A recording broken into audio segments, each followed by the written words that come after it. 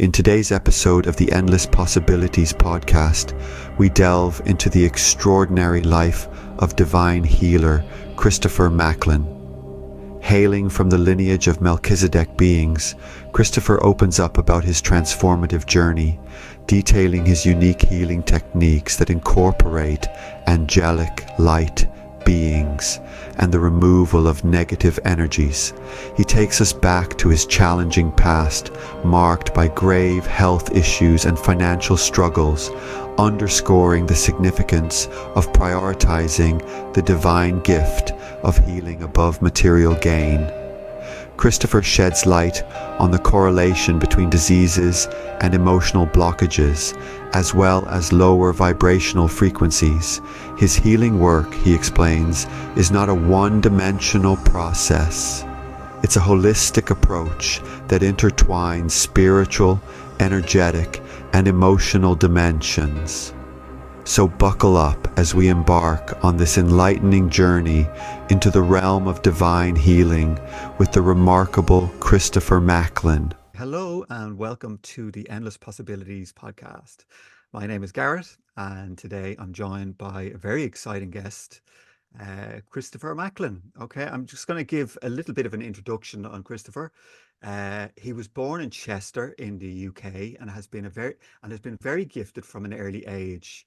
For the last several years, he has concentrated on divine healing learned from divine knowledge from God and all that is holy. His healing technique is a unique approach combining God's angelic light beings and clearing of negative energies and entities. Christopher has worked with divine healing for 30 years.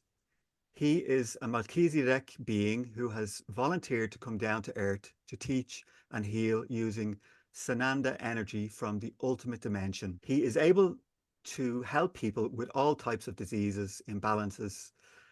Christopher does not work alone. There are a large number of God's angelic light beings channeled to work with him.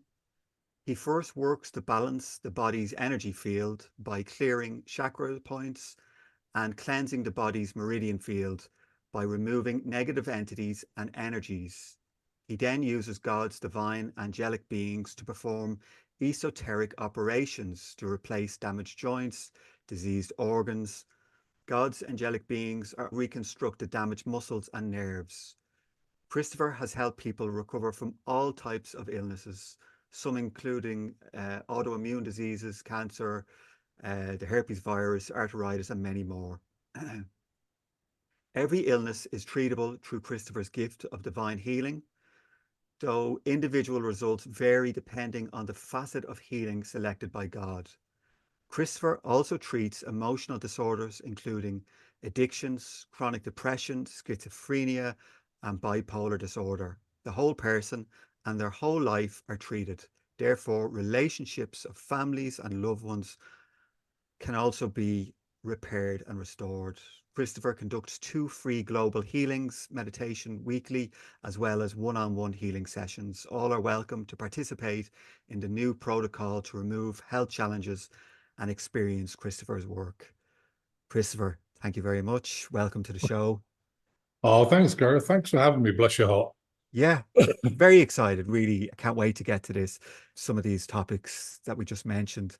Can you give us a little bit of background on how you got involved with all of this?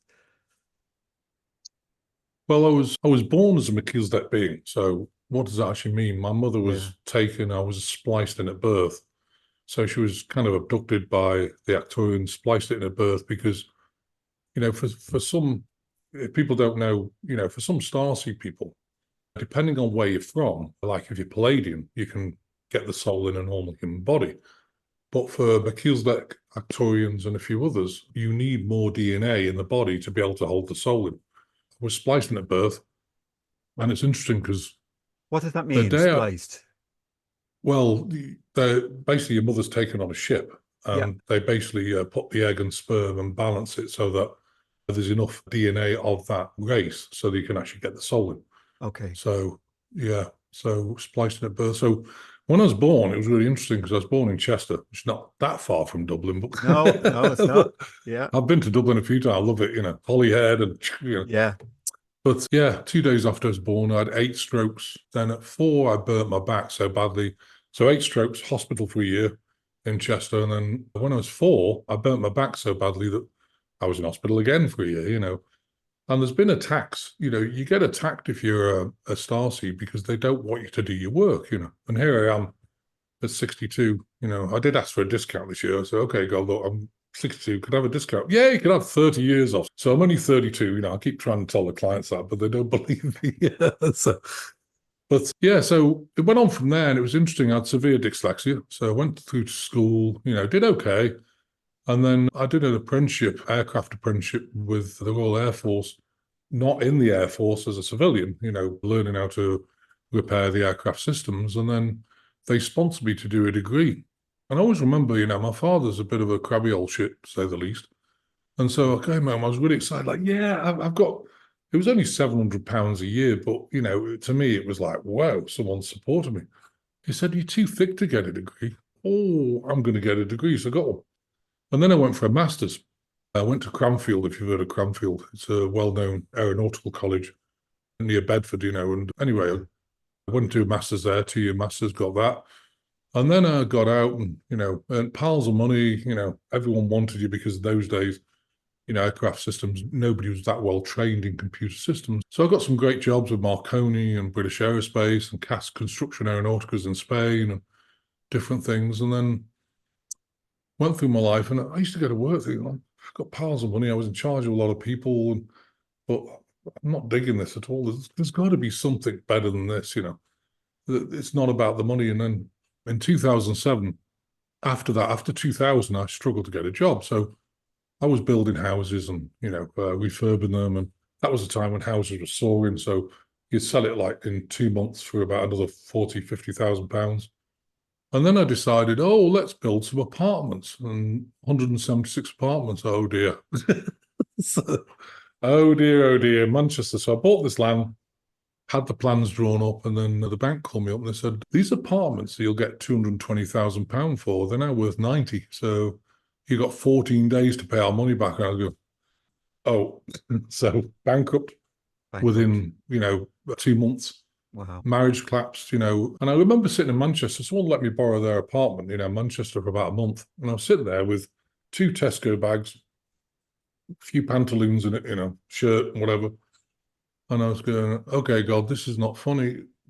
What's going on? They said, it's the right time. What do you mean it's the right time? It's the right time, you'll see. Didn't see right then. Struggled for food. Went 21 days without food and all this sort of thing. I went to Belize. Someone sponsored me to go to Belize. I went to India, went all over the place, doing healings.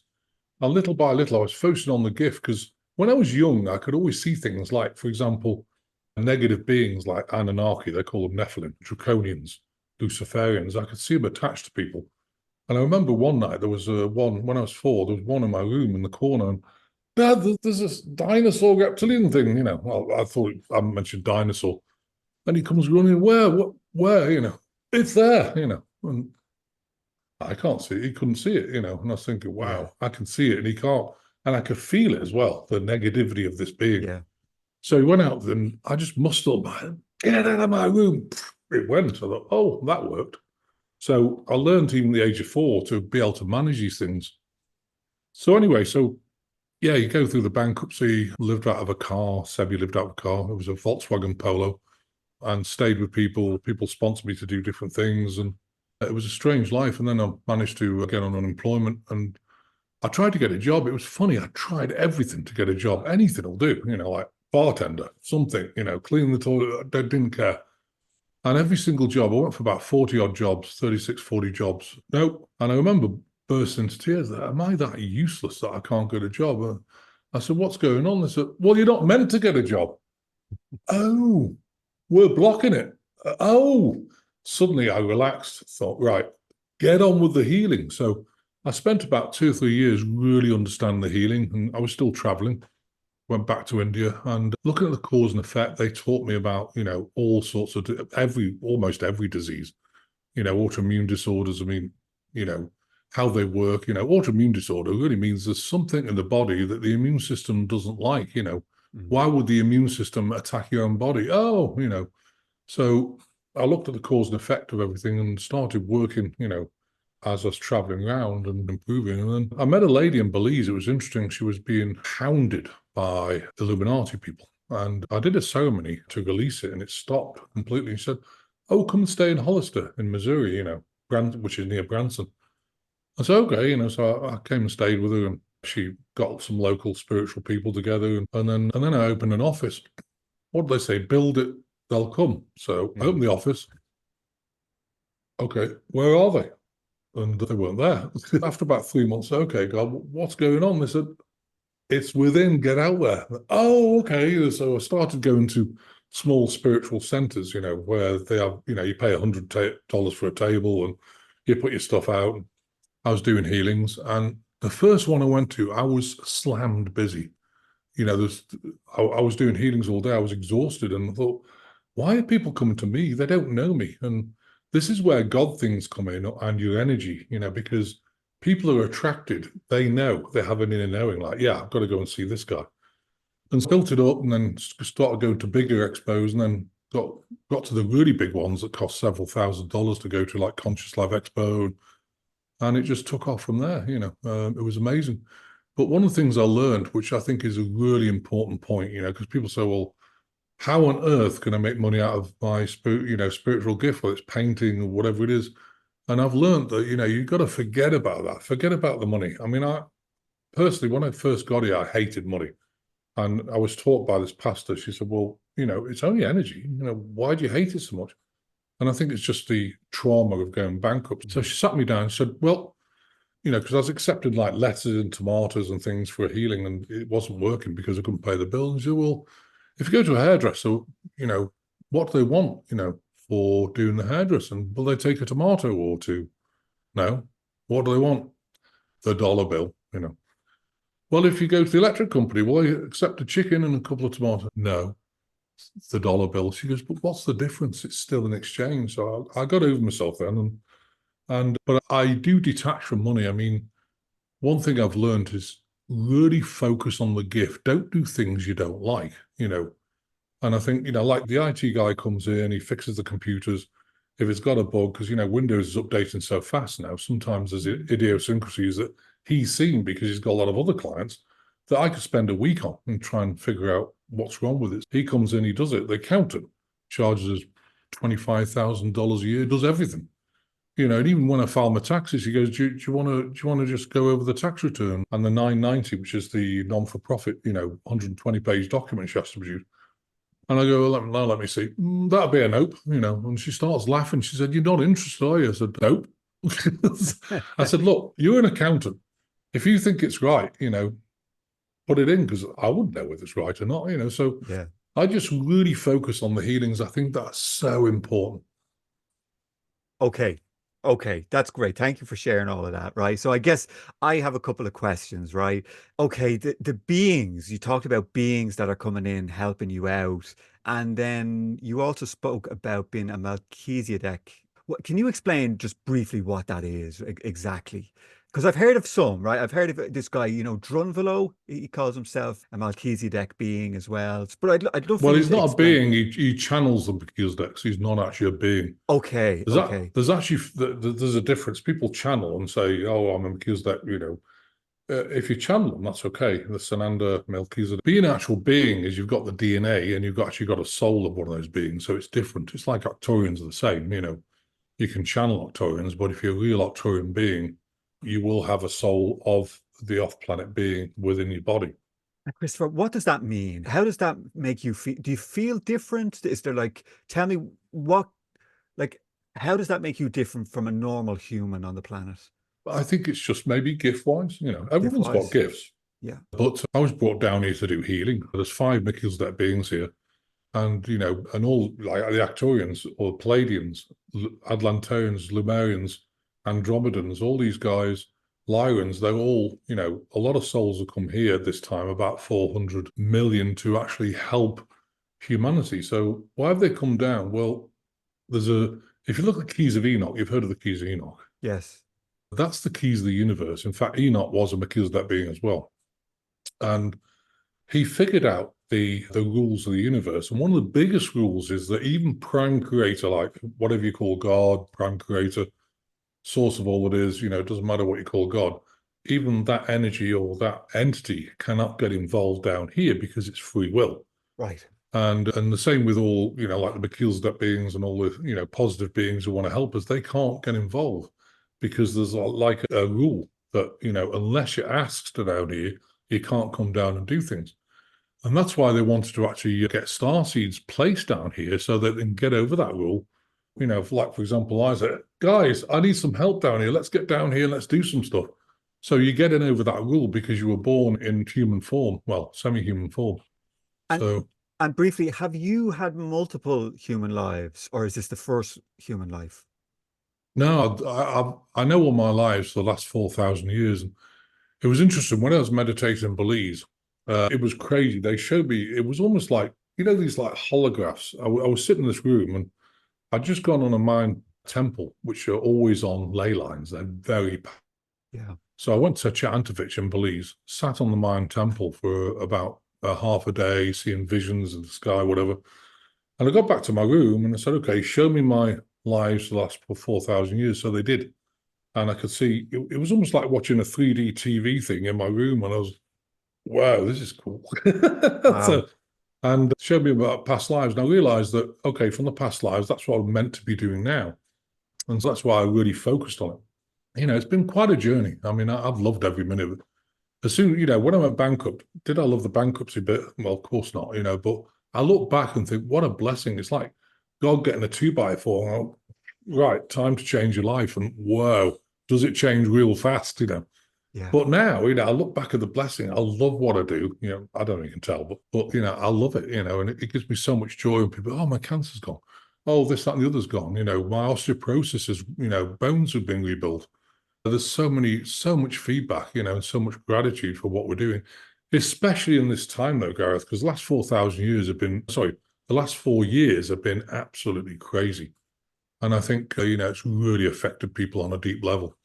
And so, doing the healings now is far more difficult than it's ever been because people are struggling, families are divided, religion's divided, politics is all divided, everything's divided.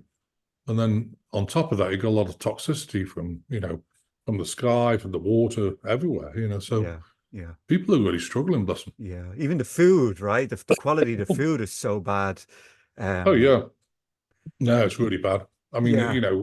GMOs, there's toxicity in the food. I mean, one of the things I'd really advise people, and this is really important, that we have a prayer, and I don't like the word prayer, I like the word map of intent. Yeah. We have a map of intent to actually revibrate your food. And if you do that, it'll take any ungod-like particles and things out of the food. It really works. I did a test, actually. It was interesting. When I first got here, I went to Walmart and bought some strawberries, and they always taste like sour, blah. Yeah. So I took them to this event. There was about 50 people in the room. So I cut the strawberry in half. We have plate A and plate B. So I used the prayer on plate B, revibrated them, and optimize the vibration of food, bless the souls of the animals and plants that have allowed our body nutrition. And we vibrated that, and the other one left. I sent A round. I said, what do you think? These are sour. I sent the other ones around. I said, what do you think? Wow, these taste like real strawberry, gorgeous. I said, do you know they're from the same place and from the same batch? Yeah. And they were like, what? And I said, try it. We sent everyone a strawberry round. Take a little bite. Oh, and right, revibrate it. And they tasted it like, wow. So there's so many things you can do yourself. One thing, Gareth, I don't believe in is gurus. I think it's all a pile of nonsense. I'm a facilitator to get people back to their own guru self, because everyone's a guru in their own right. It's just, you just don't realize it until, and sometimes you need help to get back to that high vibrational place. Yes. Yes, absolutely. Okay, so tell me what's going on with the healings, right? How does it work? Tell me the beings that are getting involved, what you guys are doing in the healings with people, who comes, right? You said there's people turning up with cancer. What goes on in one of your healing sessions? Well, what I do is normally I can remote view in the body and have a look and see, okay, the liver looks a bit low vibrational, it looks a bit grey. I look at the kidneys, see if they've got kidney stones. I look at the intestines. At the moment, I'm seeing a lot of low enzyme count from the pancreas because of emotion, And so people are struggling with digestive, like gurgly or not digesting their food properly. I always look whether they've got an NT, because most people, I would say 99% of people who come from a healing, the first time they have an NT of some sort. What are they? Well, you've got Anunnaki, you've got Draconian, you've got Archons. Archons have no body. Anunnaki Draconians do, but they can shapeshift to this dimension, but they are from the fourth dimension. But like I say, Archons float through the second, third, or fourth dimension. They have no body, so they're like energetic, so they can attach to you. You've got kind of snake beings, you've got Luciferians. Now, Luciferians are very aggressive. I think they're the ones that, if you look back at Jesus' teachings, I love Jesus' teachings, but I'm not a Christian, but I love his teachings. And he talked about, kind of demonic entities and people, struggling. These guys, when you remove them from someone's body, they can contort your body or speak through your voice box in a snarly, hissy voice. I've heard that. I've heard people, yeah. It's almost Well, like funny thing, Gareth, yeah. it's really bad sometimes. I went to the Conscious Life Expo once. This lady is the most beings I've ever seen attached to somebody, 57. And they were all Luciferians that, oh, here we go. So I was grabbing one and she, and then took it out. Next one took, people were freaked out, and I got to the 57th, gone, and it was crazy, but it really freaked people out, And what are they doing, right? So they single out somebody, right? They somehow attach to their astral body. They're actually attached to the physical. Well, don't forget they're a spirit here, so they're an energetic being. What they do, like, for example, Draconians, Anunnaki, they sit to the abdomen. So because of the low vibration, it paralyzes the lower intestines. You have intestinal issues. They hang on the shoulders and neck. So shoulders and neck always talk like, wow, I can hardly move my shoulders and neck. Tap in the lower back. Normally, after a while, the L4, L5 disc will start to decay because of that low vibrational energy. So it starts bulging.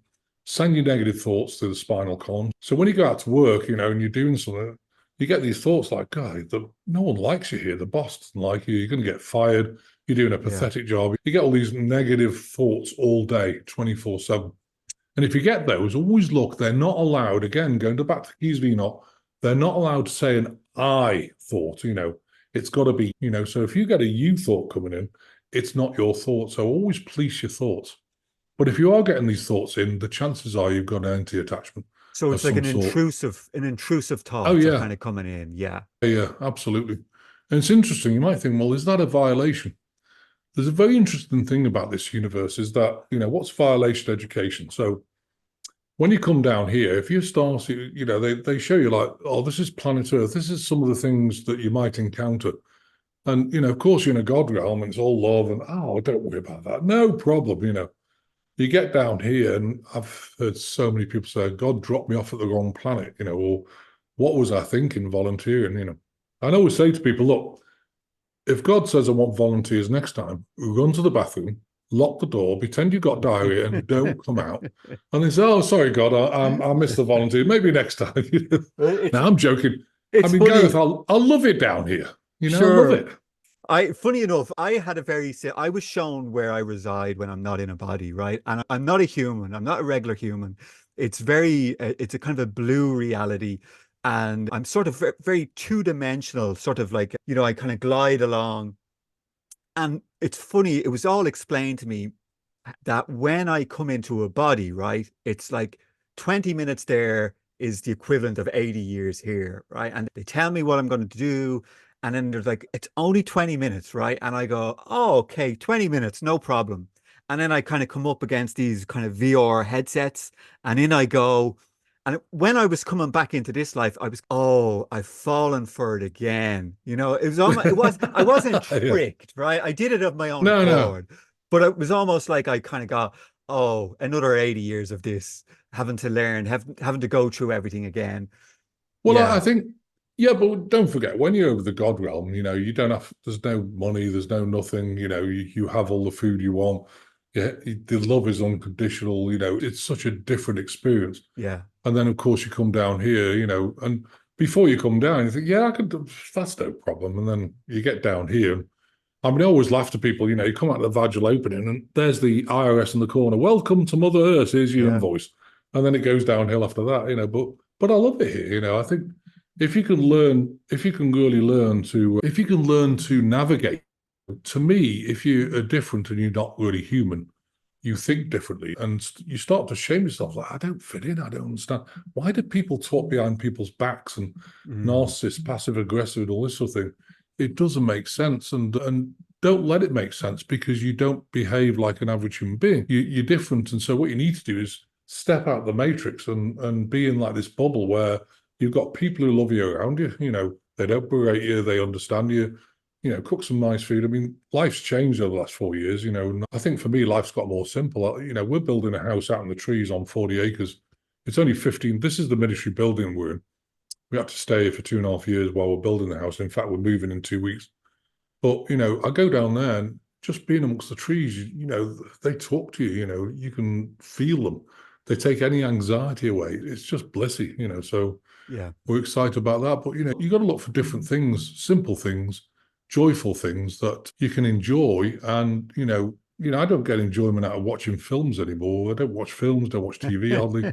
We just listen to music. This is a common theme with a lot of people I interview, right? We always have a joke. It's like, it's very difficult to find something on Netflix anymore that actually you find interesting, because it's like an illusion inside of an illusion, right? Oh, it is, yeah. Yeah. And it's still got programming. Most of these movies have got programming in them. And I can feel them. And if they're not right, I start to feel like a little noise. Like, this is not gelling, switch it off. Yeah. And so we just listen to music, there's some great music, so many different bands that are spiritual, like Hosier. And, we were listening to some alternative stuff last night. And some of his work is just incredible, Yeah.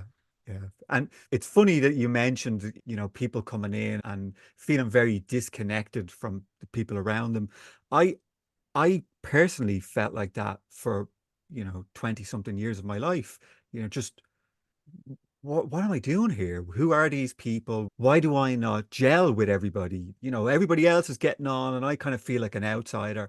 And it was only after I had my kind of awakenings that I really started to enjoy my life. Oh, yeah. I've been here. It's Well, it's the same incredible. with me.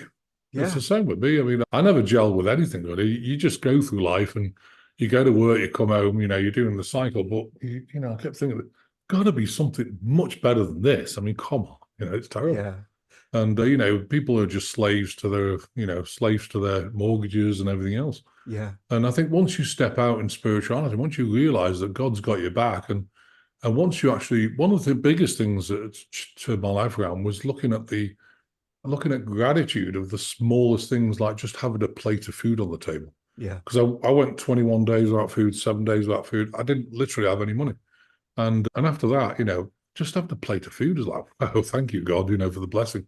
Yeah. And once you do that, it's also mixed with surrender, like knowing God's got your back. You'll never be without again. And I haven't, So I was listening to you last night as I was going to bed. I was listening to one of your other podcasts, and you talk about God quite a lot. What is God to you? Like, when you connect to God, is it an intelligence? Do you have a personal relationship? How does that work?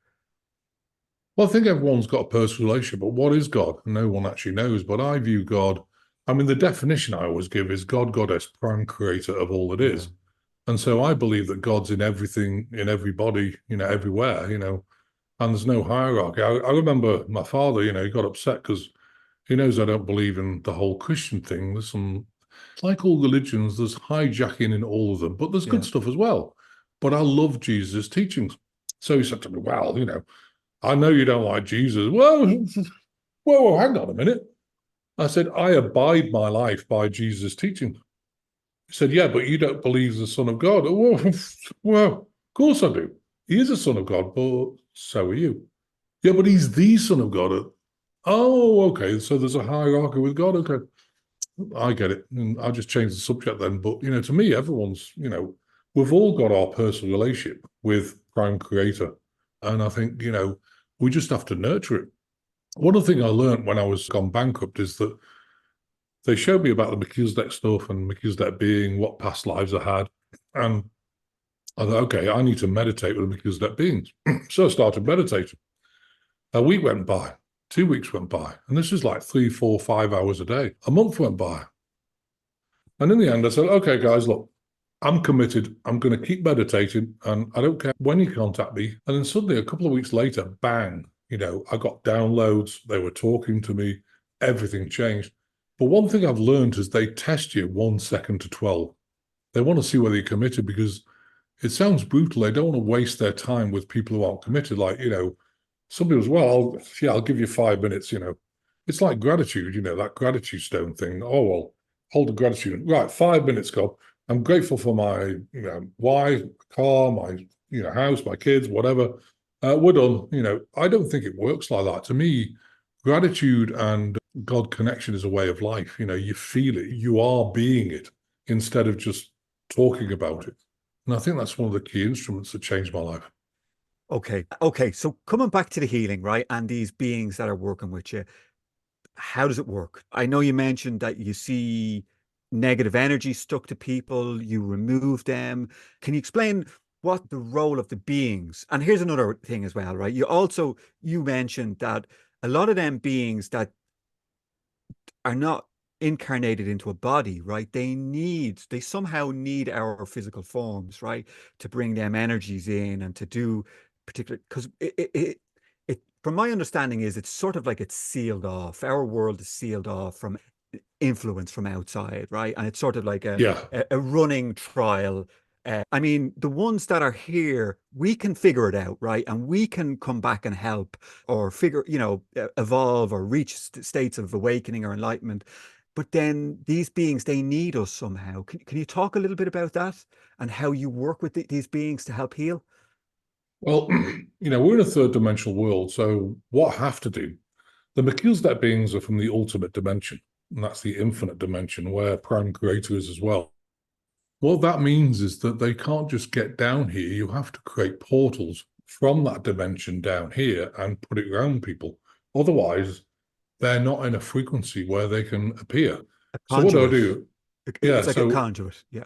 Yeah, like a portal. So what I normally do is put from the ultimate dimension 8 portals around somebody.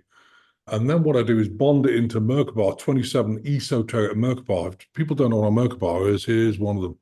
That's a Merkaba. Yeah. So we know what that is. And that's basically, you have 3 Merkaba fields around you where you transmit, receive stuff, from the universe. And it's connected to the soul in the sacral point. And without those, you wouldn't be alive, because it's like the antenna. But what we do is put esoteric ones and then bond the 8 portals into 8 points of the Merkaba field. So the Melchizedek beings can come from the ultimate dimension in their vibration, because that field is high vibrational, and they can come in and they can work on it. But what's interesting is they can't get in your body if it's low vibration. So one of the biggest things you've got to do first is to remove any entities and then give the person energy, so the frequency of their raises to a level where these beings can get in and go and do some work. And they could actually physically do work, because they can actually switch into this dimension a bit, do some work, switch out, and then leave. So it's, because our whole body's energy, of course. So very interesting. Okay. And another question that's coming into my mind, right? It's like, are some diseases put on people's, like basically somebody's given a disease to be taught something, right? Because we all know pain is a great teacher. And sometimes we're given things, right? We're just dealt that. It's been chosen before we come here in between lives, right? So how do we know that we're not interfering with somebody's, life plan by removing? Will it come back? Have you ever encountered that? Yeah, I mean, my belief is that, you kind of choose your family, but I think it's a free will thing. You can do whatever you want. So you say, oh, yeah, I'll choose that mum and dad. It's going to be tough. Oh, okay. Like my father, he's a piece of work. I mean, he reminds people of Mr. Burns on The Simpsons, but bless his heart. But, he's got a lot better. He's 90 now, and he has, got the edge is taken off him. So he's a lot better than he used to be. But what's interesting is that, you choose your family, but after that, this life is about, okay, you're coming down here. Why do they close the veil? Of course, because you have to learn your gifts and you have to meditate, pull things down. You can't just have it all with you. And, my belief is when you get sickness, it's because of the experiences of emotion. Cancer, the primary cause, in my view, as a spiritual, person, is emotion. Secondary cause is pathogens mutating the cells, turning into tumors. So, for example, breast cancer, if you've got a problem, like with somebody or someone, or you couldn't breastfeed, or whatever it is, that emotion will bleed into the breast, lower vibration, then the pathogens mutate the cells, turn into tumor. If you've got a problem in the womb, or if you've got a problem in the prostate, emotion bleeds down there, lowers the vibration, and then, pathogens mutate the cells, turn into tumor. So we've got rid of cancer many times, but there are some people who don't make it because they're just not releasing the emotion. If you've got a ton of emotion, you've got to release that. I mean, the tumor is just a symptom saying, hey, you better pay attention to me or I will pay attention to you, but it's not a killer, in my opinion. Okay, so the illness is starting somewhere in the energetic body, right? There's an energy block, Yeah. emotional, and then it manifests somehow into the physical form. So let's just say that we have somebody with breast cancer or yeah, something like that, and they then start doing healing, right? They start doing healing work, they start doing whatever modalities they can to heal that. Like, what advice would you give to someone like that? How would you help them? How I'd help them is basically, I'd probably put them on our protocol, because pathogens are helicobacterial structures. They take a lot to actually kill off. It takes a while. And Yeah, we have a particular energy, it's called space-time continuum, very electrostatic. What it does is break the molecular structure down. The problem is it takes too long. And okay. with cancer, you've got to take care of it real quick. So we have a Yeah, 20-week program where we use timeline splitting in the Akashic records to separate the pathogens out of the body. Now, in addition to that, you've got to treat the symptom and emotion releases. So on one-to-one or special, we have specialized groups as well where we get up to 20 people, we speak to everyone, then we focus on their healing after. So I would recommend them doing sessions where you can release the emotion, because I can do a fast track version of that, and I'll explain how that works in a minute. yeah. So that's the primary cause, and then of course the secondary cause, the pathogens are actually splitting out, so that's great. Now you just got to deal with the symptom, which is the tumor. So we use again space-time continuum. It breaks down the molecular structure of the tumor to benign for the body. So it basically fries it bit by bit, and then the Melchizedek beings can go in and start breaking down the dead cells and put it back to the lymphatic system. Wow. Yeah, Wow. there's a lot to some of this stuff. That's why it took me. I didn't want to just go out and say, well, I'm going to do some healing, I'm going to send you some energy. That kind of doesn't work. I think, healing is a lot more deeper than that.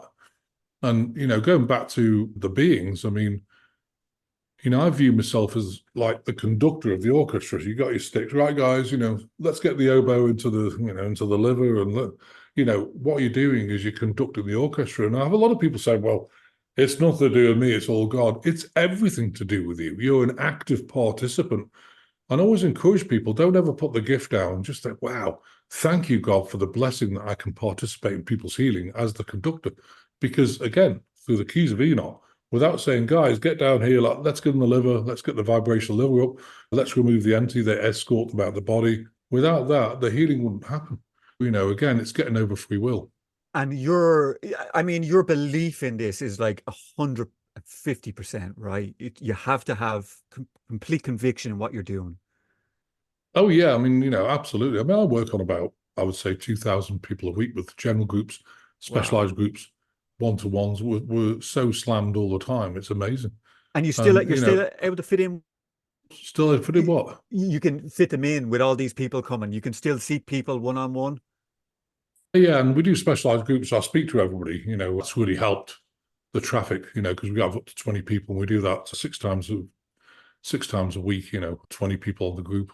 And So yeah, it's what about in conjunction to the healing you're doing, like people doing stuff like Gerson therapy, where they're treating the cancers, the tumors with like fruit juices and coffee enemas and stuff like that. Do you see it as a kind of a holistic thing, or are you saying just the well, healing alone it is can good enough? help. It can Yeah, help, but if you're doing, certain juices and everything else, that might help. That might help the symptom.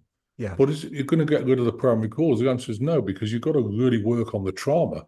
I mean, like you said, Gareth, you don't fit in this world. How much emotion do we ingest over our lifetime? Probably 150,000, two hundred yeah. thousand layers, because every day you don't fit in. Oh, what's happening?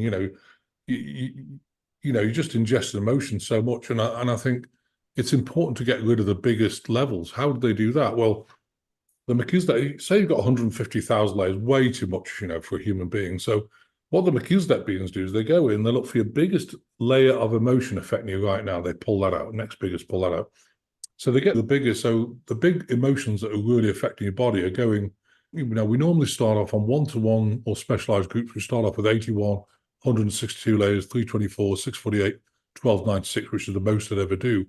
But you can't start off with 1296 because it would be too much to release in one go and people will crash and burn. So you have to take it, slowly. Yeah. Incredible. Incredible. I'm super excited, right? And I'm super excited to bring this to the followers who follow the podcast. That the work that you're doing, it's amazing. I'm really, I'm blown away, I have to say. But there's things like MS, Parkinson's. How does that work? Well, again, normally caused by Lyme disease, again, in my opinion. I've seen it. And you have to get rid of the Lyme disease on the protocol. Yeah. But what happens is that, Parkinson's, first of all, the co-infections of Lyme are Epstein-Barr, Babesia, Bartonella, all these things. And Epstein-Barr can get in the Malin sheath and affect the nerves. And, you can't quite move properly, and so you lose the ability because the immune is attacking the Malin sheath, same with muscular dystrophy. Again, Lyme disease, if Epstein-Barr or something gets in your muscles, connective tissue and ligaments, the immune's going to attack it, break it down. And, we've got rid of many of these things. The difference between Parkinson's is it's the same, in my opinion, as MS, except that the pathogens can get in the vagus nerve, swells it, and so you get this random movement stuff going on. Yeah, I've tracked all this stuff. And, we've managed to eradicate. Do I know it all? Probably not. But, I think I've got a good grip of most things.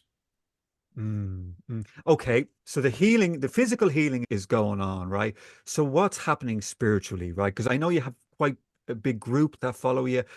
There's two people that I know that have gone and sat in, and they're very seasoned, right, on spiritual transmissions.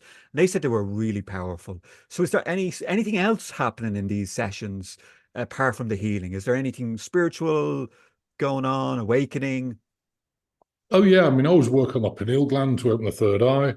By removing emotion, the whole point to me about healing is there might be physical things in the body, like, why do you get arthritis? Well, if you've got an empty attachment, there's no meridian flow, there's no energy flow, you get unusual growth. Or if your body's off balance, you can get calcium deposits. Either way, the Melchizedek beings can break it down over a period of time and put it back through the lymphatic system. The interesting thing about arthritis is you can't do it too quickly, because if you overload the kidneys with calcium, you'll get kidney stones. And that's only ever happened once. That was many years ago. Didn't realize the lady had kidney stones already, and we were breaking down the arthritis. And anyway, we stopped, got rid of the kidney stones, and started again. But don't forget, because we're giving them ultimate dimension energy, it's very strong, or space-time continuum energy, either. It's revibrating the cells bit by bit, and then we're also releasing a ton of emotion. By releasing that emotion and getting rid of the traumas, and people feel like, wow. I mean, I've had so many people say, wow, I feel in the God space, I feel blissy, I feel amazing, and they've got their power back. That really excites me, getting people's power back. Totally. Because we've all given it away sometime. Yeah. So it works on all levels. Yeah, incredible. And you mentioned that there was an energy, right, that was coming from the highest, what did you call it? Sorry. What's the the ultimate energy? dimension. Yeah. Oh, well, the space-time continuum energy. Yeah. So can you tell me what that is? It's a particular type of energy. It comes from the ultimate dimension. I call it tachyon energy, but it's not the same as Tesla's tachyon energy. What it is, it's very electrostatic. I discovered it because I was looking for something to fry things with. And I thought there's got to be something that can fry tumors and everything else. Yeah, space-time continuum energy. If you apply it to like a tumor or pathogens or stealth pathogens, I mean, I specialize in brilliant Lyme, HIV/AIDS, Agent Orange, all these things. If you apply it to that, it breaks the molecular structure of those things down to benign for the body. It's just that the problem with pathogens, stealth pathogens, it takes way too long. And also you have to do a DNA change, because we've all got the stealth pathogen of Lyme disease in our body called Borrelia. But, you haven't got Lyme. I don't have Lyme. Why is that? Because it depends, you have to get your DNA affected, which is from agrobacterium, GMO foods, or past things, Kool-Aid things. And that would damage the DNA, and therefore RNA for immune response is not there. Therefore, these stealth pathogens mutate the cells. They grow through the body very quickly, like stealth, exponentially. So it's very important to do a DNA change and reset the DNA back to the blueprint in the Akashic records and repair everything. So that's what the protocol is. It's a 24-week program. A lot of work, but it's had an amazing effect. Wow. Wow. It's funny, but it's going back. I developed a mysterious disease or an illness about 12 years ago, and it felt like it was an autoimmune disease. And I went through hell with it. I actually wrote about it in my book. And I eventually just found this protocol. I started working on myself. I actually started doing the Gerson therapy, amongst the other things, and started removing all sorts of things from my system. But it felt like Lyme disease, or I'd done so much research on it, but eventually I got over it. Eventually I cured myself. Yeah. And funny enough, I kind of felt that it was sort of put on my path as a way of working off a whole lot of karma in a much faster way. Because yeah, I think I came in, I got a little bit sidetracked early on in my later teens. I think I built up some karma, and this was a way of me getting rid of it in a fast manner. Yeah, incredible that you can heal all of this. So the beings, I mean, they're coming here to help. What's their role, right? What are they like? Do they communicate with you? Do you like come up with like a plan of how to treat people? Or is it, you said you're kind of like the orchestrator? Yeah, I'm the conductor, and I'm talking to them. I'm in the ethers basically. So when you remote view in somebody's body, they're looking at, oh, yeah, liver needs help, intestine needs help, brain's got an issue with it, or looking at the joints, oh, they've got calcification, looking at gallbladder, what's causing the digestive, is it enzyme? A lot of people have got low enzyme count at the moment because of emotion, so it leads to the pancreas. Of course, then the enzyme count goes down, so you're not digesting your food. Or if an entity's there, it paralyzes it, so you have to clear the meridians. There's so many different cause and effect, but I'm talking to him like all day. It's amazing. And they're showing me things. So you just go into a meditative space, you close your eyes, and then you just pull up that person's energy body somehow in front of you? Well, actually, remote view it, so you pull up the person's body, you can see inside it. It's almost, there's a couple of things with remote viewing that I see. One is that, the Melchizedek beings can show like a picture of the body, and you go through it internally, and that's connected to the Melchizedek beings. The other way of remote viewing, which can be dangerous, is that, and this is what they teach, is that if you want to remote view, you have to get in a meditative state, and then your soul lifts out your body and on an umbilical cord and goes traveling and looking at things, like and then it can come back in. Yeah, like an astral travel, astral projection. Yeah. So there's a couple of ways of doing it. I do it the other way because the problem is if you were attacked and that umbilical cord is severed, you go into coma. That's why people in hospitals go in comas for 6 months a year, because the body's damaged. The soul, something happened like a car accident where the soul shot out the body so quick, the umbilical cord severed, and the soul can't find its way back. I've been in hospitals a number of times where people have been in comas for like 2 years, and okay, let's get the soul, let's reconnect it, and wake up straight away. Wow. Amazing.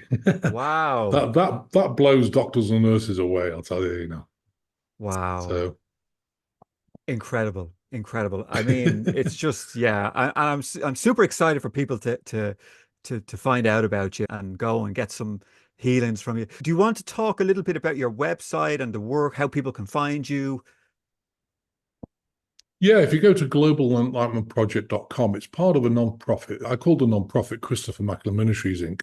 But we registered, this sounds strange, but we registered in Missouri a fictitious name. It's called like a pseudo that has to be registered for the ministry. So we call it Global Enlightenment Project because that's what we're doing. We're helping enlighten people. So if you go to globalenlightenmentproject.com, have a look. We've got meditations, we've got a brain series for PTSD, ADD, ADHD, OCD. We've got all sorts of things there. We've got obviously the healings. You can do one-to-one. You can do specialized groups up to 20 people. They're cheaper. And then, of course, we've got the 2 per week where we get a lot of people on. It's on Rumble. It's called actually Divine Healing, or you can go to Global Enlightenment Project and the channels there. You can listen to them, or you can go And on you stream it as Facebook. well?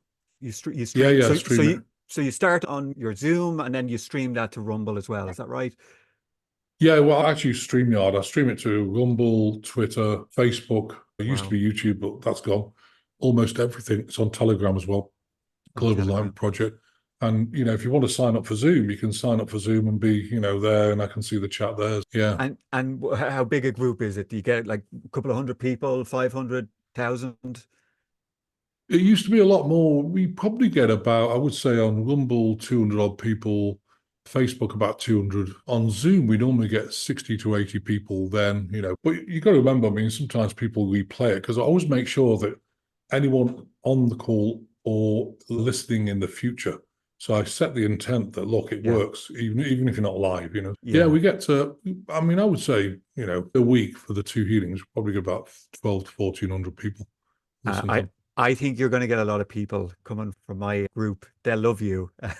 Yeah, because I do something similar. I have a Zoom group, and I mean, it's pretty big. We get about 100 people on the Zoom, but I mean, they love anything to do with energy healing, anything that's going to bring them, closer to enlightenment or healing. Yeah, they love it. Yeah, so what I'll do is I'll put links to your website, to any of your other ways they can find you. And your books, have you got books as well? You got a couple of books? I always laugh when you say books. I've got severe dyslexia and I've got 6 books, actually. I'll show you them if I may. Yeah. Yeah. So we've got one. So first of all, how did I write books when you got severe dyslexia? Started off like, right, let's just type it. And I need to channel, so I can't type and channel at the same time. Okay, that's not working.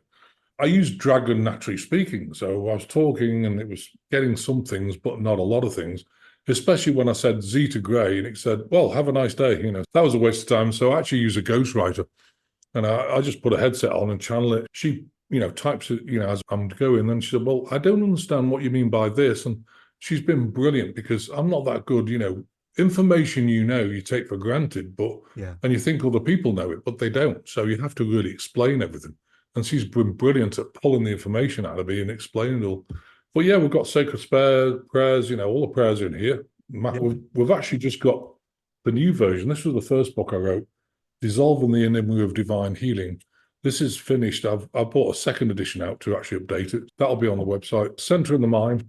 This is a lot of things. This really helps right now because people are really struggling mentally. And I think there's exercise you can do and advice to actually center your mind so you don't really get involved with high drama in the matrix. And then divine transcendence, this is going to be, that talks about all the stuff in the world. Manifest an abundant life. This is really interesting. I did this because people really don't quite get it. You've got to get into a space. So again, exercises, getting into a space, how to really manifest an abundant life, which to me is a way of life. And it goes back to gratitude. So talks about that. And then this is the history, truth, and healing of manufactured diseases. It's got HIV/AIDS, Agent Orange, and everything else, Lyme disease. So it explains how all these work and it explains the protocol. So that's a pretty thick book. I always tell people, look, if you don't like the book, you can use it as a doorstop, Christopher, you've done well for someone with dyslexia to produce 6 big books like that, right? Oh yeah, it's a lot of work because and you've also got to get a ghostwriter and pay them, and But I'm really pleased with them. Yeah, and we've got another one on the way. That'll be published soon. Yeah. So yeah. But it's funny, I was a little bit similar. I wrote a book, and like the way I did it was I had made a whole series of YouTube videos years ago talking about the different stages I was going through. And then what I did was I went back and I was able to pull all the text from them, put it onto pages. So it was quite easy when I went to do my book then. Yeah. Yeah, it's probably a good way of doing it, actually. Do certain videos and then go back and, and then pull it in. And because, when you're channeling, you can't really focus on typing, Yeah. You know what I mean? You're just there. And you channel information as well? Oh, yeah, all the time. I mean, I look what's going on. I can remote view the future and, I've remote viewed a lot of things, DOMs, all sorts of things. And I've stopped doing it because, it's interesting because the timelines are really convergent at the moment. So things are changing so quickly that, if you predicted, well, something's going to change in the world like 6:30 tomorrow, that can change just, within 2 minutes, because there's Yeah. so many things, there's so many elements of those timelines feeding into the collective. So I've stopped doing that. We just know that, there's going to be a big transition and everything's going to be a lot better than it really is now, That's good. That's good to know.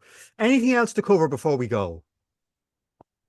No, I don't think so. I think, yeah, I just, want to thank everyone for listening, bless them. And Oh yeah, they're going to enjoy this. Really, honestly, it's been great. I'm sitting here with a big smile listening to you the whole entire time. It's been great, and I hope people, jump onto your website and check out your Zoom healings and everything you have to offer.